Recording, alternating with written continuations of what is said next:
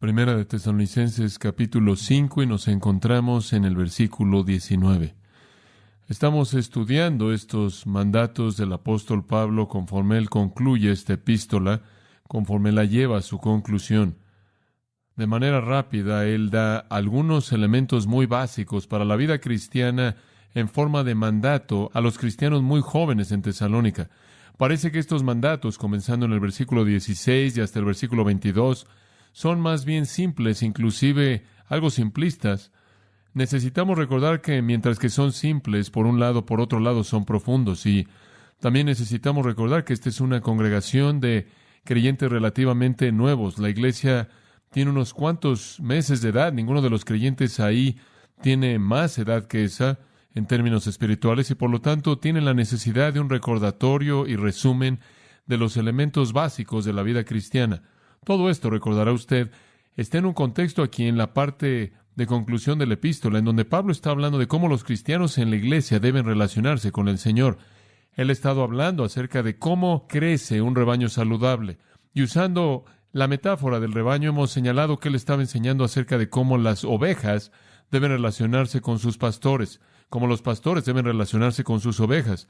Esto es pastores y congregación. Después, él habló acerca de cómo la congregación debe relacionarse entre sí, y ahora él está hablando acerca de cómo la congregación o las ovejas deben relacionarse con el gran pastor, el Señor mismo. Comenzando en el versículo 16, algunos mandatos con respecto a nuestra propia relación espiritual con el Señor. Llegamos al mandato número 4 en el versículo 19. Ya hemos explicado, estad siempre gozosos, orad sin cesar, y dad gracias en todo. 3 mandatos que son la voluntad de Dios en Cristo Jesús. Ahora llegamos al mandato número 4. No apaguéis al Espíritu. Este es muy directo, no difícil realmente de interpretar, pero necesita un entendimiento claro si lo vamos a aplicar viviendo en el tiempo en el que vivimos. Permítame decir en primer lugar que hay algunos comentaristas, de hecho, un buen número de ellos, que piensan que el versículo 19 realmente está conectado a los siguientes 3 versículos, que esta es una referencia a algunos abusos que se estaban llevando a cabo en la iglesia tesalonicense con respecto a los dones carismáticos, y que cuando Pablo dice, no apaguéis al Espíritu y no menospreciéis las profecías, sino examinadlo todo, retened lo bueno, absteneos de toda especie de mal, él realmente está ofreciendo un correctivo porque estaban abusando los dones carismáticos. Aquellos que se aferran a la postura de que él aquí está hablando de estos dones carismáticos, dirían que cuando él dice, no apaguéis al Espíritu, él quiere decir, no detengan el ejercicio de ciertos dones carismáticos en la asamblea, en la congregación de la iglesia. Particularmente entonces en el versículo 20, no menospreciéis las profecías que vienen por el Espíritu Santo, y después en el versículo 21 y 22 lo interpretarían como si dijera, sin importar lo que se diga, necesitan examinarlo y si es bueno aferrarse a él y si es malo abstenerse de él. Y entonces ellos envuelven este pasaje entero en torno a los dones carismáticos, los dones de profecía que ocurrían en la iglesia, o la palabra de conocimiento, palabra de sabiduría quizás, o inclusive el hablar en lenguas e interpretación de lenguas. Por lo tanto, concluyen que en la iglesia tesalonicense hubo cierto abuso y que esto, de hecho, es la manera en la que Pablo trata de corregir eso. Todos los comentaristas que se aferran a esa postura lo conectan con 1 Corintios 12 al 14 y sugieren que los tesalonicenses no estaban entendiendo las verdades de 1 Corintios 12, 13 y 14, en donde usted tiene a detalle un bosquejo de los abusos de los dones carismáticos en la iglesia corintia. Y entonces, claro, Pablo corrige eso en términos muy, muy cuidadosos, cómo esos dones deben ser usados, cómo no deben ser usados, cómo reconocer el don verdadero, cómo identificar el don falso, cómo debe ser usado en el servicio, cómo debe ser controlado y demás. Hay un detalle tremendo acerca de eso. Él inclusive da listas de prioridad de esos dones, y lo que es más importante que todos esos dones, esto es el amor, conforme habla de él en el capítulo 13 de esa sección. Entonces dirían que habrían problemas en el tema de los dones espirituales en Tesalónica, que la gente no estaba siguiendo la instrucción, digamos, de 1 Corintios 12, 13 y 14, y no entendían esos principios que son dados ahí. Y entonces él está aquí corrigiendo ese problema. No obstante, habiendo leído unos 10 u 11 comentarios que adoptan esa postura, tengo que confesar que permanezco sin ser convencido. A pesar de todos los argumentos que presentan, aún así no me convence por varias razones. No hay una razón contundente, en primer lugar, para ver este pasaje de esa manera. No hay una razón contundente para ver en el versículo 19 que Él está diciendo algo más que no apaguéis al Espíritu. Punto. En general. No hay una razón contundente para ver que Él no está diciendo simplemente en el versículo 20, no menospreciéis las profecías.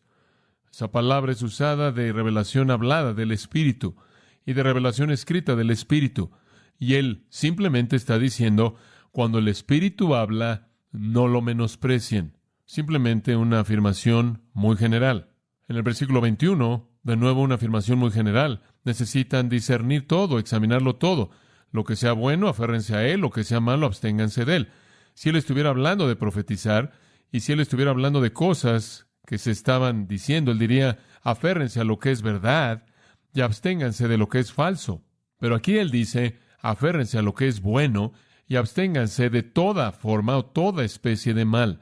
Tiene que trascender la especificidad de simplemente algún tipo de afirmación profética. Entonces veo simplemente estos como mandatos diferentes. No apaguéis al Espíritu, ese es un punto. No menospreciéis las revelaciones que vienen mediante la profecía, sea escrita o hablada. Examinen todo en su vida y cuando encuentren que algo es bueno, aférrense a él, y cuando se encuentren con algo que es malo, aléjense de él. Principios básicos para la vida espiritual. Entonces realmente no hay una razón contundente para pensar que hay algún tipo de abuso en el texto. Además, me parecería que si hubiera algún tipo de abuso que estuviera suscitándose ahí en la iglesia tesalonicense, con una iglesia tan joven, Pablo literalmente habría sido muy apasionado por resolverlo, porque él habría visto el potencial para el daño, y él no habría sido tan simple como se presenta aquí, tan general como esto, si él estuviera buscando atacar algún asunto en la iglesia. De hecho, él habría escrito a la iglesia tesalonicense lo que él escribió a la iglesia corintia si el abuso se hubiera manifestado ahí primero. Por cierto, también era verdad que los tesalonicenses no habrían sabido lo que estaba en 1 Corintios 12 al 14, porque todavía no habría sido escrito.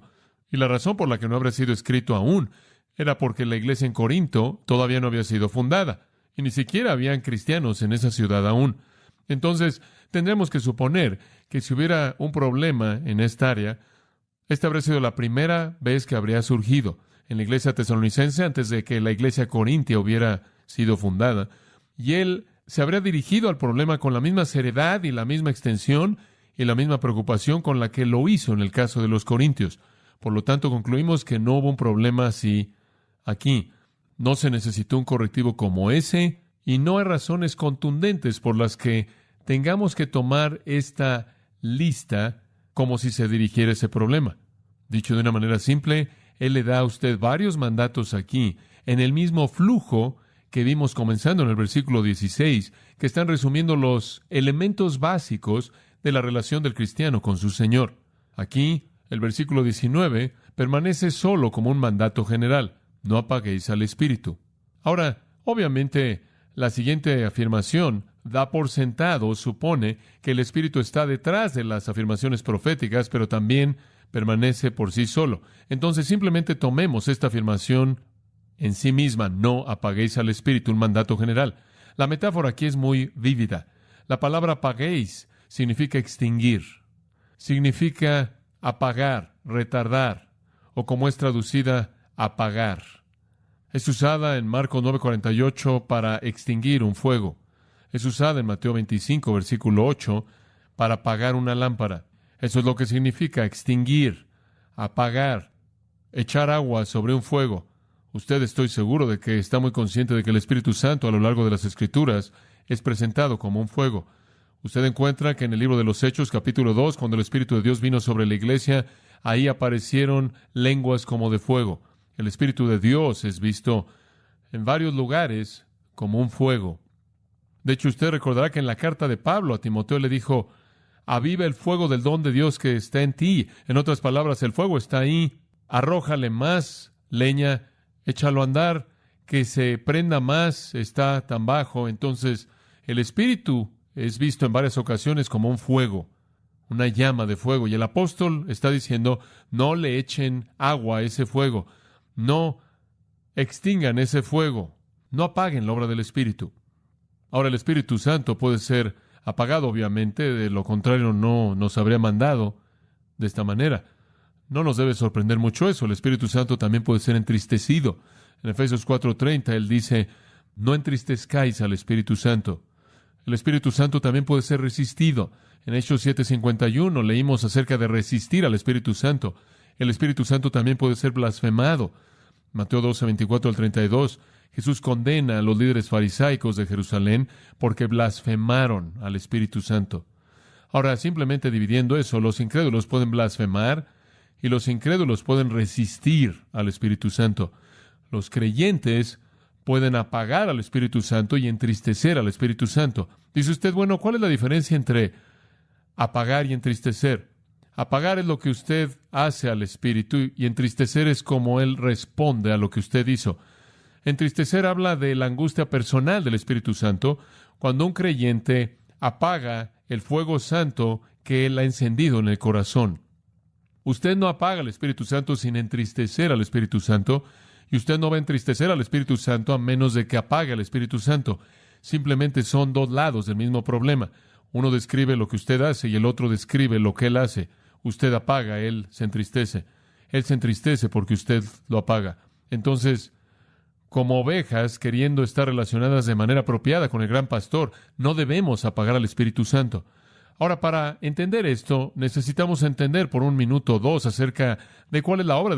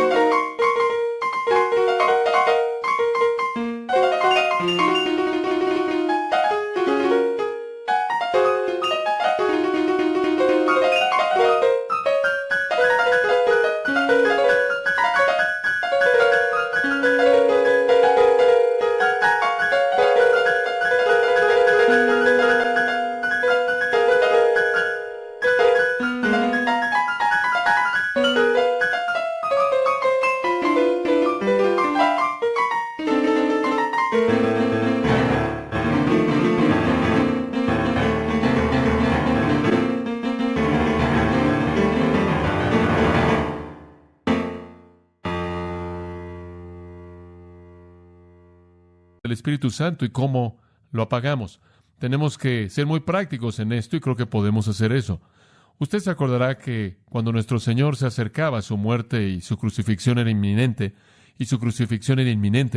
Él prometió enviar otro ayudante, el Espíritu Santo, el Espíritu de verdad, quien era exactamente como Él. Su promesa fue que el Espíritu Santo va a venir después de que yo ascienda al Padre, voy a enviar al Espíritu Santo y Él va a asumir la función que yo tuve. Y Él va a asumir la función con ustedes que yo tuve. Él, el Espíritu Santo, siendo otro miembro de la Trinidad, Dios mismo, Él vendrá y cumplirá en la función, Él vendrá y cumplirá con la función que yo he cumplido en las vidas de los discípulos. De hecho, le está diciendo, yo he sido su maestro, Él será su maestro en el futuro.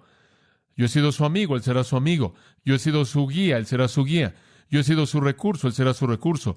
Yo he sido su ayudador, Él será su ayudador. Yo he sido su consolador, Él será su consolador. En otras palabras, el Espíritu Santo va a entrar en la función que yo tuve. Yo he sido, por así decirlo, el fuego a su alrededor, Él será el fuego en ustedes.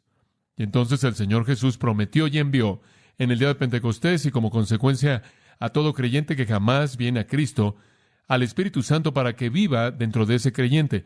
Todos los cristianos son morados por el Espíritu de Dios, y Él está ahí como un fuego que no debe ser apagado, sino que debe ser avivado para que tenga una llama completa. Es, creo yo, común, no solo en las vidas de los creyentes, sino a nivel general en la Iglesia de Jesucristo, el apagar el fuego del Espíritu. Permítame hablar de manera general, en primer lugar. Como lo acabo de señalar recientemente en mi libro Nuestra Suficiencia en Cristo, creo que el Espíritu Santo está siendo apagado de manera seria y significativa y por lo tanto está siendo entristecido profundamente por lo que está pasando en la iglesia. En primer lugar, yo creo que el misticismo del movimiento carismático, mientras que promete exaltar y promueve exaltar la obra del Espíritu Santo, realmente apaga sus propósitos santificadores. Y eso es algo muy difícil que decir, yo lo sé, y oírlo, y quizás inclusive creerlo, porque si hay algo que supondremos que es verdad del movimiento carismático, sería que ellos sobre cualquier otra persona exaltan al Espíritu Santo. Siempre están hablando del Espíritu Santo, siempre están hablando de los dones del Espíritu Santo, siempre están hablando del poder del Espíritu Santo. Están muy metidos en ese tipo de teología del Espíritu Santo que ellos han desarrollado mucho, pero la realidad es que no importa cuánto hablen Pero la realidad del asunto es que no importa cuánto hablen de la obra del Espíritu Santo, de hecho están apagando la verdadera obra santificadora del Espíritu Santo al representarlo de manera equivocada y ofrecer un sustituto falso de lo real. Es apagar al Espíritu Santo en proporciones severas. Los carismáticos han reducido al Espíritu Santo a algún tipo de genio divino, quien solo hace cosas que son vistas, sentidas o escuchadas. Si no son oídas, sentidas o escuchadas, Él no las hizo y Él las hace por demanda. Y entonces, mientras que el movimiento carismático tiene una obsesión con el Espíritu Santo, al mismo tiempo está apagando la verdadera obra santificadora del Espíritu. Y cuando usted establece un estándar falso de santificación, un estándar falso de espiritualidad, usted apaga al Espíritu. También señalo en el libro que la obsesión actual con la psicología también apaga la obra del Espíritu. De nuevo, al sustituir una operación falsa por lo real, por la operación real. Ellos sustituyen la sabiduría humana, recursos humanos, poder humano, empacado en técnicas humanas, como el camino para resolver problemas espirituales. Ellos rechazan el único poder verdadero, el único que realmente puede resolver problemas, al Espíritu Santo, el único que puede curar los pecados de nuestras vidas y hacernos santos. Y tenemos que hacer la pregunta, ¿necesitamos un terapeuta o necesitamos al Espíritu Santo? Gran parte de la iglesia contemporánea, mientras que afirma su creencia en el Espíritu Santo, diría que necesitamos un terapeuta. En mi libro digo, la santificación psicológica se ha convertido en un sustituto para la vida llena del Espíritu.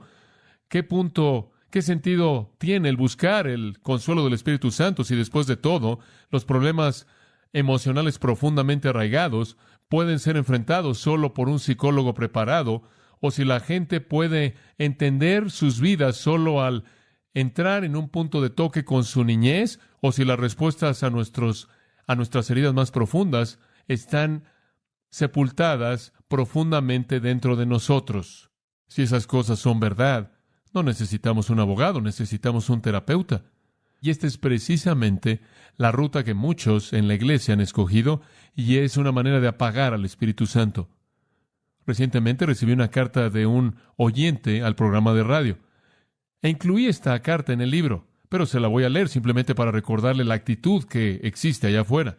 Esta mujer, claro, ha sido influenciada por la masa de psicología cristiana y psicología secular que ha enfrentado en su vida, y esto es lo que ella escribió. Piensa en esto. Ella dijo: nunca he estado yo de acuerdo con su perspectiva de los psicólogos y cómo usted los une a todos en un grupo, cristianos y seculares. Una conciencia reciente de acontecimientos pasados ha hecho que esto sea aún más molesto. Me pregunto si usted se da cuenta del daño que está haciendo conforme usted hace que la gente que tiene problemas emocionales profundos se alejen de buscar la ayuda que necesitan. Si usted viene de una situación familiar ideal, usted podría tener dificultad en entender con qué profundidad los espíritus de algunas personas han sido heridos y cómo ha afectado la médula misma de su ser. Con frecuencia, los incidentes han sido relegados por los jóvenes solo para terminar saliendo ya en la edad adolescente o adulta. Recomendar solo el estudio bíblico y la oración puede ser como colocar un curita cuando usted necesita cirugía. Simplemente convertirse en cristiano no resuelve tampoco el dilema. Solía pensar que sí lo hacía, porque la persona turbada simplemente podrá considerar sus experiencias de la vida pasada bastante normales, habiéndolas relegado a la herida profunda de su espíritu. Después, debido a que estos asuntos nunca han sido enfrentados, los arrastran a sus matrimonios y entonces comienza otro ciclo. Ahora, permítame detenerme ahí y decir esto. La tesis de esta dama es que el estudio bíblico, la oración, el ministerio del Espíritu es un curita. La psicología es cirugía profunda. ¿Ve usted lo que esto está diciendo? Lo que de hecho está diciendo es lo opuesto a la verdad, el extremo opuesto de la verdad. La psicología es el curita y la palabra, la oración y el poder del Espíritu es la cirugía profunda. Pero esa es la manera de pensar que ahoga a la iglesia. Además, la carta dice, la respuesta simplista es que es debido al pecado. ¿Es eso simplista o es eso verdad? Ella dice, pídele a Dios que te perdone, perdona a otros, lee tu Biblia y ora, pídele a Dios que te ayude a mejorar, pero también tienes que hablar de lo que el pecado ha hecho. Y si la persona no está consciente de el problema que se ha vuelto algo que está tan profundamente sepultado en su subconsciente, ¿cómo es que van a corregir la situación? Un hombre con una pierna rota no es ayudado porque se le unte algún tipo de pomada en el área que le duele. Hasta que usted descubre la causa del dolor, usted no puede traerle curación. De nuevo, la tesis aparece. La Biblia, la oración, el ministerio del Espíritu Santo, simplemente unta pomada en el problema, no lo corrige. Para corregirlo, usted necesita ir más profundo del lugar al que los recursos espirituales lo pueden llevar. Eso es algo sorprendente. Además, no refleja nada más que una manera de pensar evolucionista, freudianismo ateo, el cual dice que la gente es como es, porque han sido afectados por mucha basura en su id. Todo está escondido debajo de la superficie y de alguna manera tiene que ser sacado y tienen que ser curados, lo cual de nuevo no es lo que dice la información bíblica y no tiene correlación en absoluto con la obra del Espíritu. La dama continúa. El psicólogo cristiano ha sido preparado y está mejor capacitado para llegar a la raíz de estos problemas serios. Un amigo o alguien que escucha amablemente no ayuda mucho porque el asunto es demasiado profundo. Y el ministro tiene una congregación entera a quien ministrar. ¿Cómo es posible que él puede justificar el tiempo que le tomaría ayudar a unos cuantos en su congregación? La vida se está volviendo más compleja, las relaciones son más frágiles debido a esto, y usted no cree que los cristianos deben buscar consejería profesional. Pregunta. Me pregunto, ¿cuántas otras personas en necesidad han sido persuadidas a no buscar ayuda profesional que necesitan de manera desesperada? Me estremezco por pensar en la responsabilidad que usted tiene conforme su voz viaja en las ondas del radio, desanimando a la gente de buscar la ayuda que necesitan. Sinceramente espero que hayamos entendido de manera equivocada el significado real de lo que quiso decir. Para que sea claro mi punto, yo no estoy de acuerdo con usted en que los cristianos no deben buscar consejería psicológica profesional. Si la necesidad está ahí, deben buscarla. Y ella dijo algunas otras cosas en la carta que no valen la pena repetir. Pero el punto que quiero que vea es que esta es una perspectiva común, que la Biblia enfrenta con cosas superficialmente, y hasta que usted pueda levantar las capas psicológicamente y de manera terapéutica para ver lo que está escondido debajo de todo, usted no va a recibir la curación profunda que alguien necesita. Y simplemente yo le diría a una mujer como esta o al resto de la gente que sigue en este patrón, ¿acaso ella está buscando respuestas de la fuente correcta? ¿Realmente está sintonizada con la respuesta real? De hecho, ¿hay alguien mejor equipado que el Espíritu Santo?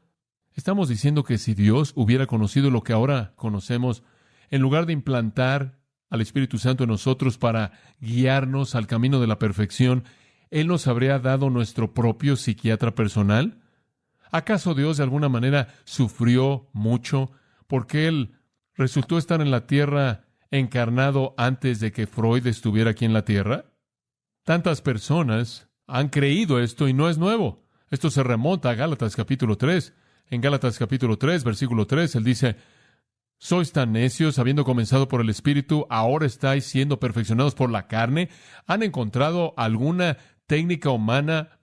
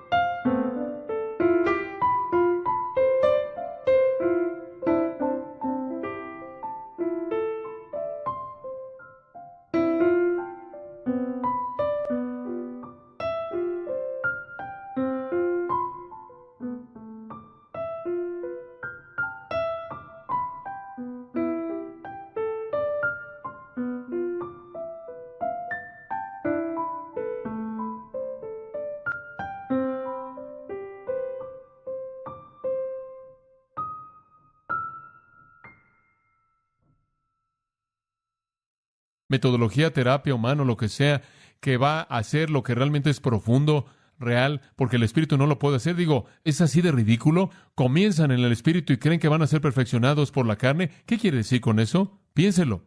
¿Cree que el Espíritu Santo puede llevar a cabo la obra salvadora, la obra transformadora, la obra justificadora? El Espíritu Santo vino a su vida y en el poder del Evangelio lo llevó de la muerte a la vida, de la oscuridad a la luz, del infierno al cielo, del pecado a la santidad, de ser hijo de Satanás a ser hijo de Dios. El Espíritu Santo hizo todo eso, pero no puede llevar a cabo la obra santificadora. ¿Cree usted que el Espíritu Santo tuvo el suficiente poder como para convencerlo de su pecado, incluyendo el que usted estuviera cansado de su propio esfuerzo personal de agradar a Dios por sí solo?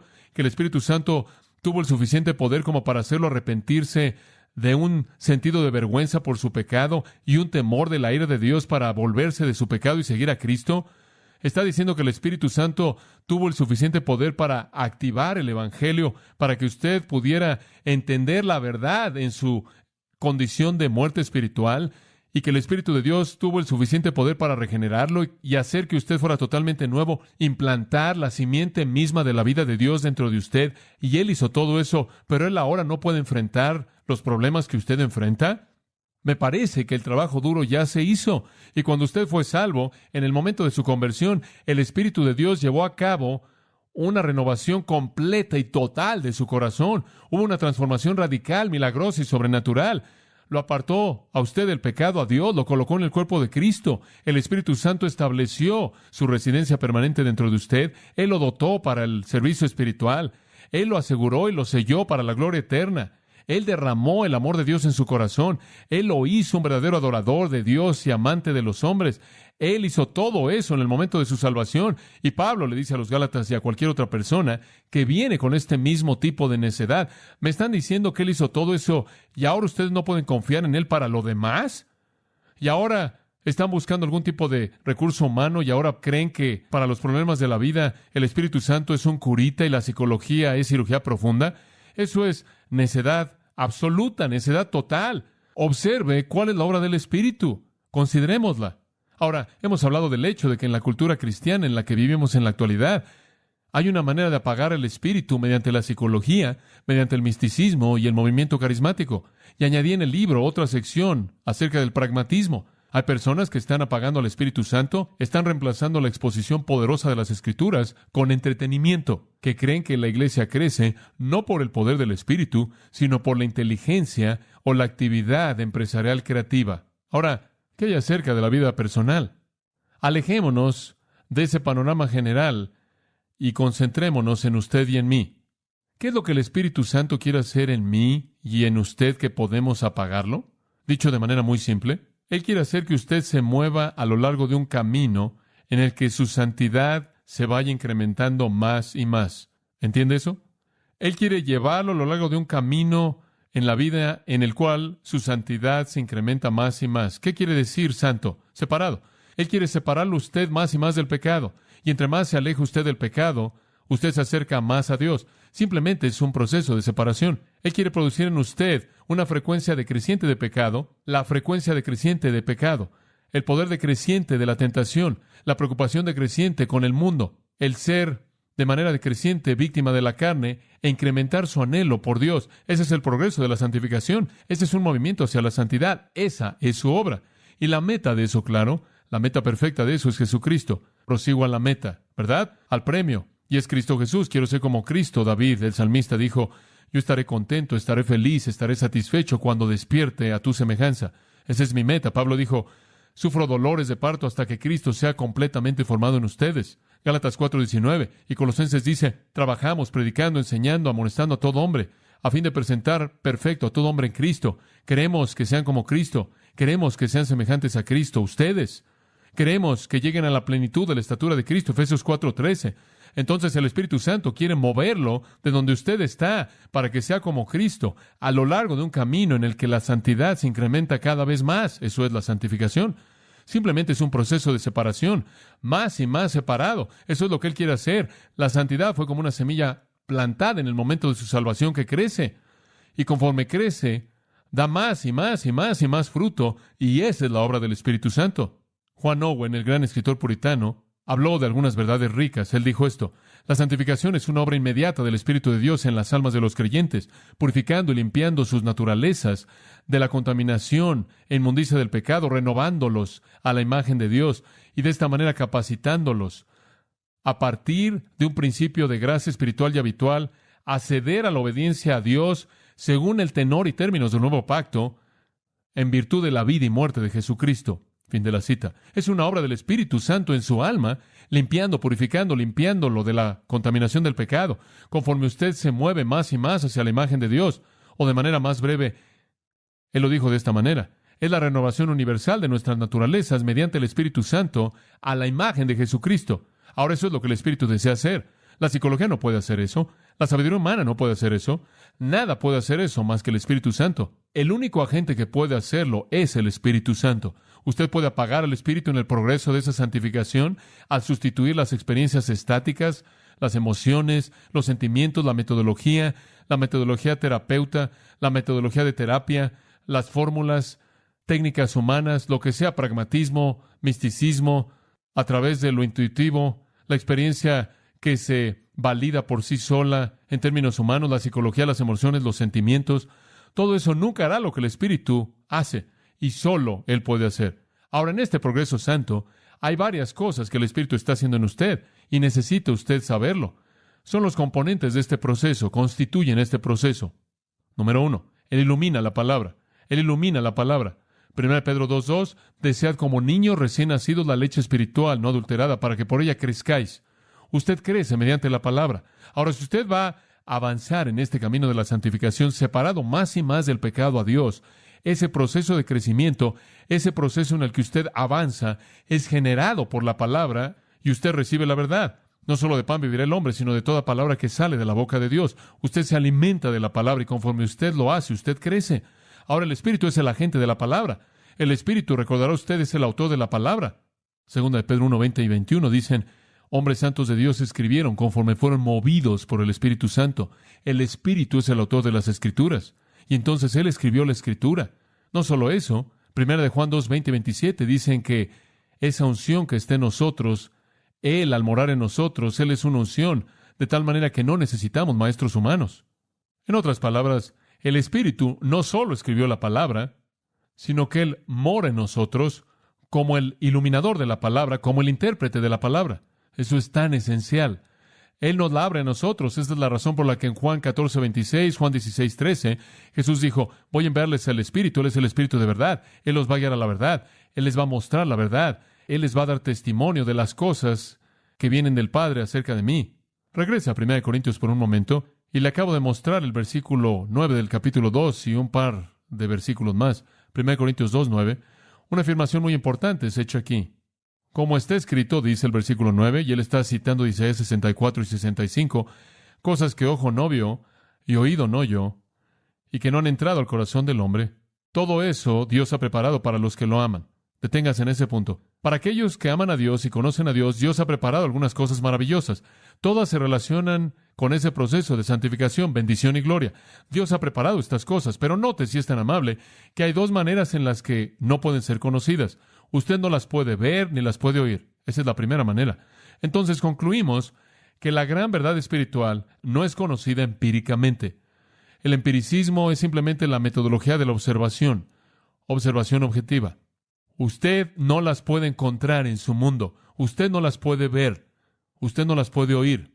Estas grandes realidades espirituales no se pueden descubrir por la mente humana mediante algún método científico. Ningún método objetivo, calculado, científico, sensato, puede llevar a descubrir estas cosas. ¿Oyó eso? No están disponibles al intelecto humano mediante el proceso científico humano. No son descubiertas empíricamente. En segundo lugar, tampoco han entrado en su corazón. Por lo tanto, no están disponibles objetivamente y no están disponibles subjetivamente. Usted no las puede conocer empíricamente y no las puede conocer de manera intuitiva. Usted no llega a la verdad de Dios al tener un sentimiento. Usted no llega a la verdad de Dios al tener una emoción. Usted no dice, como tantas personas dicen, bueno, yo simplemente sé lo que creo. Eso no tiene correlación necesariamente con la verdad. Usted no puede conocer la verdad de Dios, la cual lo hace usted crecer, la cual es el alimento mismo de su vida, la cual lo santifica usted, la cual lo mueve en ese proceso de separación más cerca de la santidad, más como Cristo. Usted no lo puede conocer mediante la observación externa y no lo puede conocer mediante la intuición interna. No está disponible. La única manera en la que usted lo puede conocer, versículo 10, porque Dios nos la reveló, ¿por el qué? El Espíritu. El Espíritu de Dios no solo escribió las Escrituras, sino que Él ilumina las Escrituras y Él hace que las entendamos. No hay experiencia legítima, una experiencia espiritual. No hay una experiencia espiritual cristiana legítima que no sea una respuesta emocional en un extremo del espectro o del otro a la verdad revelada en la palabra y activada en el corazón por el Espíritu. Por ejemplo, si usted está en un momento de lo que yo llamaría un gozo trascendente, anormal, usted está abrumado de gozo, está emocionado, está cantando salmos, himnos y quizás derramando lágrimas de gozo, usted está abrumado por un sentido de bienestar, sus emociones han llegado al máximo nivel, por así decirlo, a regocijarse porque usted es salvo. La razón de esto no es por algo intuitivo que fluyó desde el interior de usted, sino debido a que usted conoce la verdad. Y eso se relaciona con sus respuestas, y el Espíritu de Dios ha avivado esas verdades.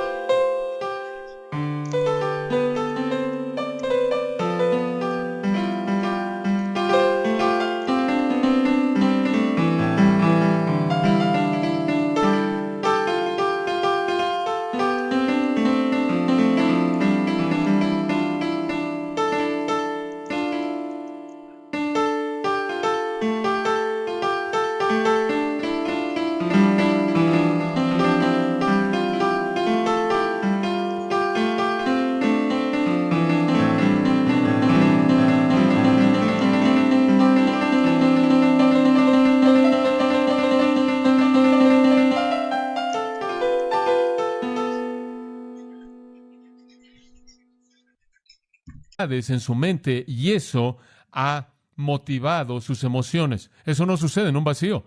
Y el tipo de experiencia emocional, que no es nada más que emociones en un vacío, no es una verdadera experiencia cristiana espiritual. Por otro lado, viendo el otro extremo del espectro, si usted enfrenta momentos de tristeza profunda y lágrimas, es porque usted sabe que hay algo en su vida que no está bien, y el Espíritu ha hecho que usted esté consciente de eso, y sus emociones han llegado a sus límites al tratar de enfrentar eso por la obra del Espíritu de Dios en esa área de convicción. Y entonces, El Espíritu de Dios escribió la palabra. El Espíritu de Dios, como la unción, interpreta la palabra conforme la estudiamos fielmente, y el Espíritu de Dios activa la palabra, la cual produce en nosotros todo, desde angustia profunda por el pecado hasta el gozo trascendente y la alabanza debido a la emoción de la verdad. Esta es su obra, y así es como Él nos hace avanzar, y es la palabra la que está en el corazón de todo esto. En el Salmo 19 dice que la palabra transforma a la persona entera. La palabra hace de la persona simple sabia. La palabra regocija el corazón. La palabra ilumina los ojos. La palabra permanece para siempre. La palabra produce justicia amplia. Lo hace todo. Nos es dada para enseñarnos, instruirnos, corregirnos, prepararnos, para que seamos enteramente preparados para toda buena obra. El Espíritu entonces se mueve en la palabra como el autor, se mueve en la palabra como el intérprete, se mueve mediante la palabra como el que la aplica y aviva y mueve nuestro corazón. Eso es lo que Él está haciendo para alejarnos del pecado hacia la santidad, al activar la palabra en nosotros. Esa es su obra. Pero usted lo puede apagar. ¿Cómo? Al no estudiar la palabra, al no esforzarse por presentarse con diligencia a Dios aprobado, al manejar mal la palabra de Dios, al no interpretarla correctamente, al no recibirla con humildad, como dice Santiago 1:21. Usted puede apagar al Espíritu al no aplicarla a su vida, de tal manera que usted se convierte en un oidor y en un hacedor. Usted puede apagarlo al no esconderla en su corazón, al no escudriñarla diligentemente, al no desearla, y usted puede apagarlo al no dejar que la palabra more en abundancia en usted, como Pablo dijo en Colosenses 3. Hay una segunda cosa que el Espíritu Santo hace. Al hacernos avanzar por este camino de separación a la santidad, Él nos lleva a la intimidad con Dios. Este es un componente esencial en nuestro crecimiento espiritual. Necesitamos tiempo con Dios. Ahora necesito, si yo me voy a acercar más y más a Dios, si la relación va a ser más y más dulce, y más rica y rica, y más rica y más rica y más llena, más plena, tengo que pasar tiempo con Dios. Y entonces la obra del Espíritu de Dios consiste en llevarme por ese camino. Es el Espíritu Santo, Romanos 8 dice, quien nos lleva a clamar, Abba, Padre. Es el Espíritu Santo quien nos lleva a la convicción de que somos los hijos de Dios. Pablo dice de nuevo en Gálatas 4:6, es el Espíritu Santo quien nos hace clamar Abba, Padre. Eso significa papá o papito. Ese es un término de cariño, un término de afinidad, un término de intimidad. El Espíritu quiere eso. El Espíritu quiere que oremos, que tengamos comunión con Dios, a correr como niños amorosos a un Padre amoroso. De hecho, los dos textos que nos enseñan acerca de Abba Padre son interesantes.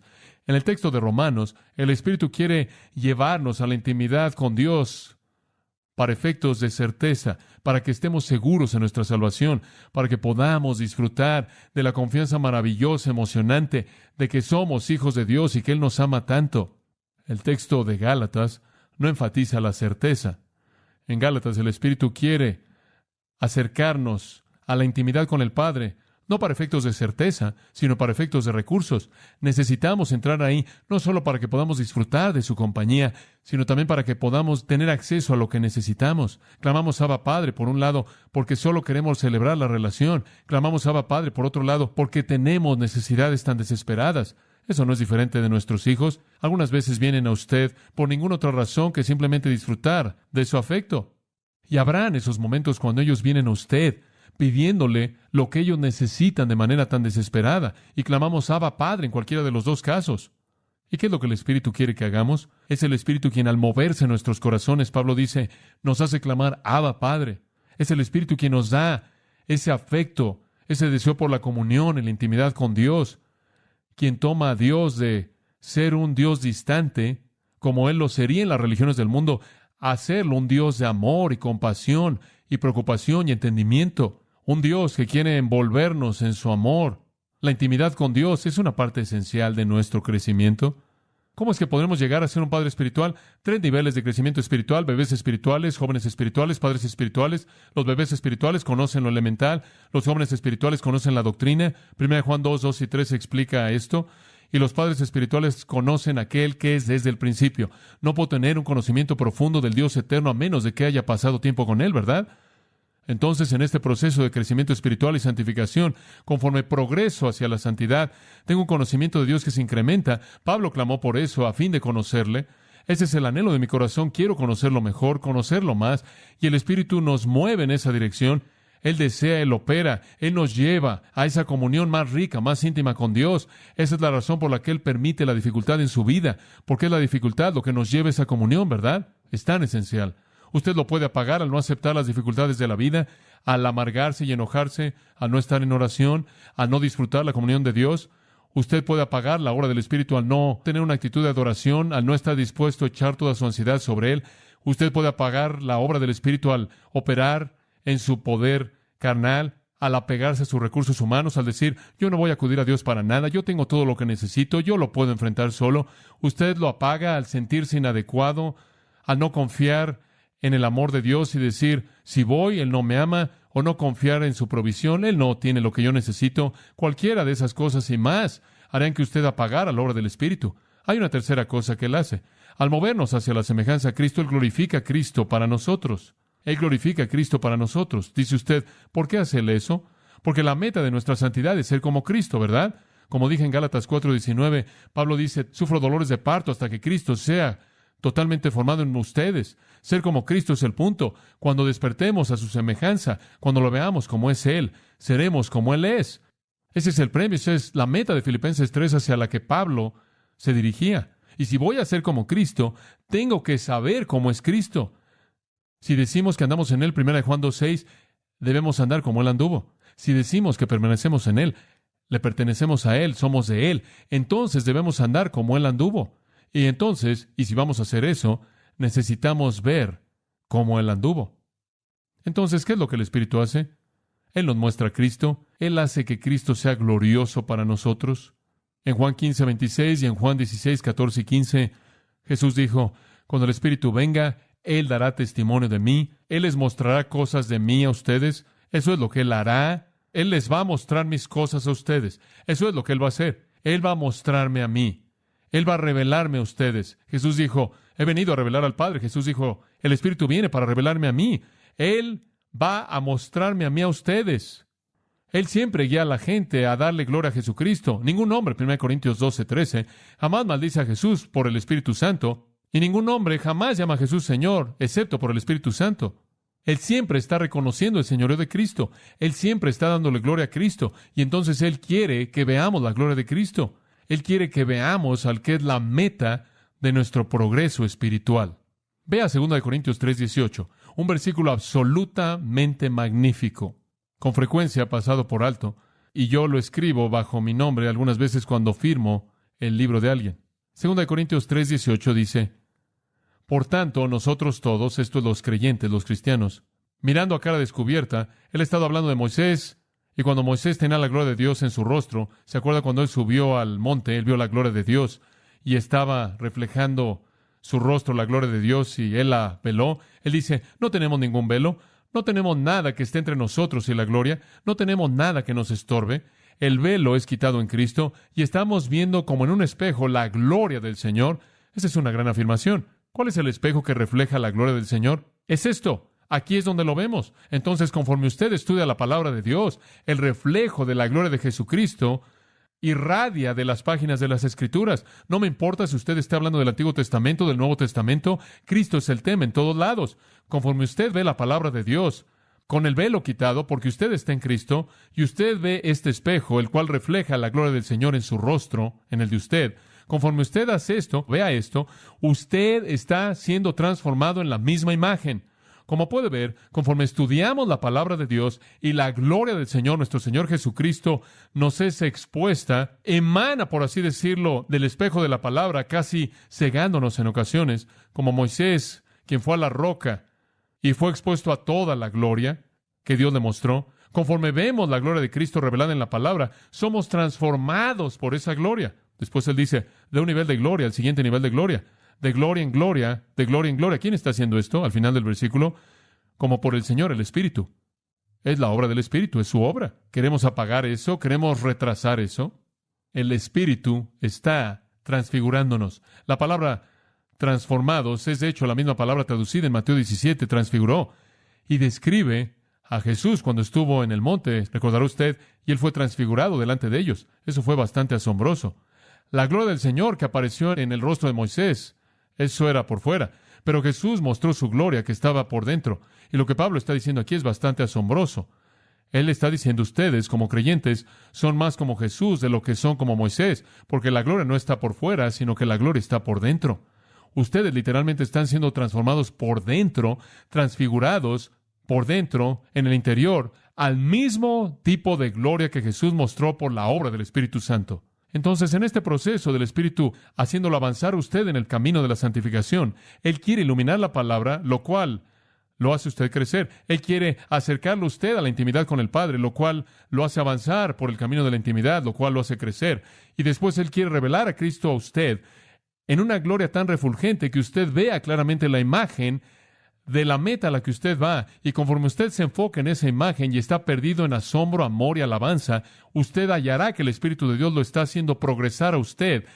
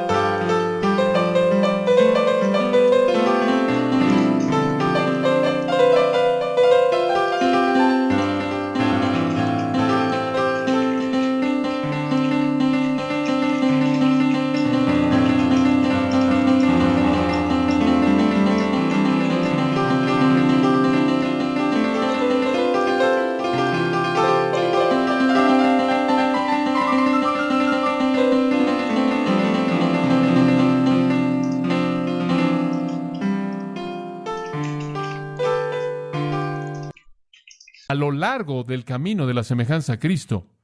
¡Qué pensamiento! Y usted también puede retrasar eso. Usted también puede apagarlo. Simplemente no se moleste por estudiar la palabra. No vea la belleza de Cristo. No use la Biblia como un medio para resolver todos sus problemas. No deje que la Biblia simplemente revele a Cristo a usted. No sea humilde y admita que queda tan corto de la gloria de Cristo que usted necesita desesperadamente ver su gloria y estarse moviendo a un nuevo nivel de gloria.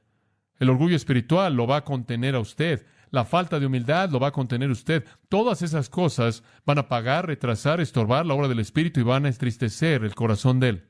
En cuarto lugar, en el proceso de este movimiento en su vida, Él quiere guiarlo a usted a la voluntad de Dios. Él quiere moverlo hacia la voluntad de Dios. ¿Qué quieres decir con eso? Dos cosas. En primer lugar, significa obediencia a la voluntad de Dios revelada.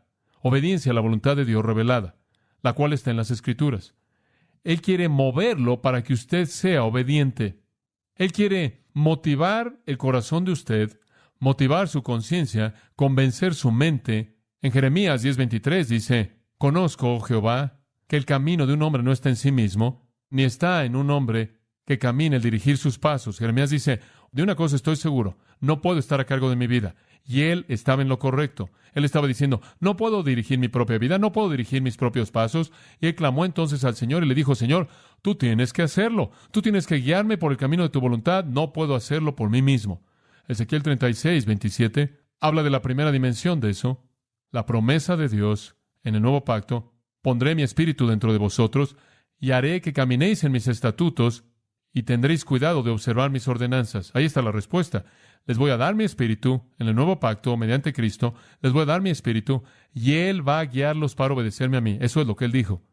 Él va a guiarlos en obediencia. Él va a motivarlos a obedecer lo que la palabra dice.